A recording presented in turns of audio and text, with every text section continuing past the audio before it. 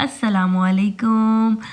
हाजिर हुई हूँ एक और ब्रांड न्यू वीडियो लेकर, और वो है हिस्ट्री ऑफ इंग्लिश लिटरेचर का एक और बहुत इम्पोर्टेंट एरा, बहुत important age, Elizabethan age. Elizabethan age जैसा कि बाकी वीडियोस की तरह इस वीडियो में भी मैं आपको करूँगी clear easy learning about Elizabethan age. Elizabeth age के बारे में सारे अप्स एंड डाउन्स, इसका इंट्रोडक्शन, बड़े बड़े नाम, बहुत सारे एमसीक्यूज, इसके बारे में जो आपके जहन में है सवालात, सबको करूँगी इस वीडियो में कवर। लेकिन सुनना है गौर से, और एक और काम बहुत इम्पोर्टेंट है करना आपके लिए, और वो है फटाफट से मेरा ये चैनल सब्सक्राइब करना है और करना है प्रेस बेल आइकॉन को, ताकि मिले आपको फटाफट से सबसे पहले मेरी हर new video. So students, let's begin our this video about Elizabethan age। आपके लिए सबसे पहले जानना एलिज़ाबेथन एज के बारे में ये ज़रूरी है कि इसको गोल्डन एज भी कहते हैं। एलिज़ाबेथन एज को गोल्डन एज क्यों कहते हैं? क्योंकि इसमें बहुत बड़े बड़े नाम आए, जिनमें से एक शेक्सपियर भी है, और शेक्सपियर की ही वजह से इसको शेक्सपियरियन एज भी कहते हैं। It was the period of Renaissance. Renaissance के बारे में मैं एक मुकम्मल वीडियो बना चुकी हूँ, जो आपको मेरे चैनल पर इजीली मिल जाएगी।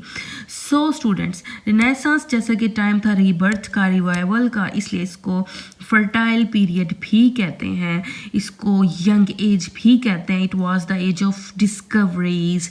सो एलिज़ाबेथन एज बहुत सारे नामों से जानी जाती है, क्योंकि इसमें लिटरेचर रिबर्थ हुआ, रिवाइवल हुआ। सो बहुत सारे काम भी हुए, बड़े बड़े नाम भी आए, और उन्होंने बहुत सारे काम भी किया, इसलिए गोल्डन एज कहना तो ज़रूरी है इसको। सो स्टूडेंट्स, सबसे पहला क्वेश्चन एमसीक्यू जो आपके जहन में आता भी है और क्वेश्चन पेपर्स में ये आता भी है। बाज़ औक़ात ये कॉन्सेप्ट जहन में बैठ जाता है, क्वेश्चन एक बात बैठ जाती है कि शायद 1558 से लेके 1603 तक जो ये जो टाइम है, ये क्वीन एलिज़ाबेथ की एज है। नहीं जनाब, क्वीन एलिज़ाबेथ का रूलिंग टाइम है, जब उसने इंग्लैंड पर रूल किया है, ये वो टाइम है 1558 से 1603 तक। ये एज क्वीन एलिज़ाबेथ की नहीं है, ये उसकी रूलिंग एज है। जितनी देर उसने हुकूमत की है इंग्लैंड पे, ये वो टाइम है। इसलिए क्वीन एलिज़ाबेथ की ही नाम की वजह से हम इसको एलिज़ाबेथन एज कहते हैं। एलिज़ाबेथ इसके नाम से ही जाहिर है कि एलिज़ाबेथन एज है। सो इसमें एलिज़ाबेथ ने जितनी रूल किया है, जितना टाइम, उसी वजह से इसको एलिज़ाबेथन एज कहते हैं। अब नेक्स्ट एक क्वेश्चन भी जहन में आता है, और वो अब इसके बाद तो आपको क्लियर नो डाउट हो गया होगा, लेकिन ये पेपर्स में आ जाता है, और वो है who was the queen at the early age of Shakespeare. Shakespeare इसी एज में पैदा हुए हैं, ठीक है, और उनकी अर्ली एज में क्वीन कौन थी? जाहिर है क्वीन तो एक ही है ना, तो क्वीन एलिज़ाबेथ इसका आंसर है, और वो शेक्सपियर की अर्ली एज में रूल कर रही थी। अब एक और क्वेश्चन है इसी के बारे में, दी ग्लोब क्या है? ये क्वेश्चन भी पूछा जाता है, ठीक है। दी ग्लोब लिख दिया जाता है, और कहते हैं कि दी ग्लोब के बारे में आपका कंसेप्ट क्लियर होना बहुत ज़रूरी है। तो जनाब, दी ग्लोब है थिएटर का नाम। ये वो थिएटर है जो लंदन में है, और ये एसोसिएटेड था, विलियम शेक्सपियर के साथ एसोसिएटेड है, और इसने ये तामीर करवाया शेक्सपियर्स प्लेइंग कंपनी ने 1599 में। Okay, and next the question is who succeeded Elizabeth I to the throne of England. अब नो डाउटली एलिज़ाबेथ I 1603 में जेम्स I आ गए थे, उनका रूल आ गया था, तो एलिज़ाबेथ, ये इसका आंसर यही हुआ कि एलिज़ाबेथ I के बाद जेम्स I ही आए थे, उन्होंने ही सक्सीड किया, ठीक है। अब ये क्वेश्चंस आपके क्लियर होना, ये 4 पॉइंट्स बहुत ज़रूरी हैं एलिज़ाबेथ एज के इंट्रोडक्शन से पहले, ठीक है। Let's start the introduction. तो जनाब, इंट्रोडक्शन है What we call the Elizabeth age in the history of England। अब इंग्लैंड की हिस्ट्री में हम एलिज़ाबेथ एज को क्या कहते हैं? We call the age of Shakespeare in the history of English literature। हम इसको शेक्सपियर की एज कहते हैं इंग्लिश लिटरेचर की हिस्ट्री में। It is also called the age of Renaissance। अब ये Renaissance का टाइम है, ठीक है जनाब। Renaissance वो है कि जब हुआ रिवाइवल, रीबर्थ, दोबारा से पैदा हुआ, दोबारा से रिवाइवल हुआ, वापसी हुई लिटरेचर की, किसकी, आर्ट की, कल्चर की, आर्किटेक्चर की, ऑल स्फीयर्स ऑफ लिटरेचर में, ठीक है। और जैसा कि इसके नाम से ही जाहिर है, जब रीबर्थ हुआ और रिवाइवल हुआ ग्रीक एंड इटालियन आर्ट का और literature and culture that reached England through Germany and France, और ये जर्मनी और फ्रांस के से होता हुआ ये इंग्लैंड में पहुंचा।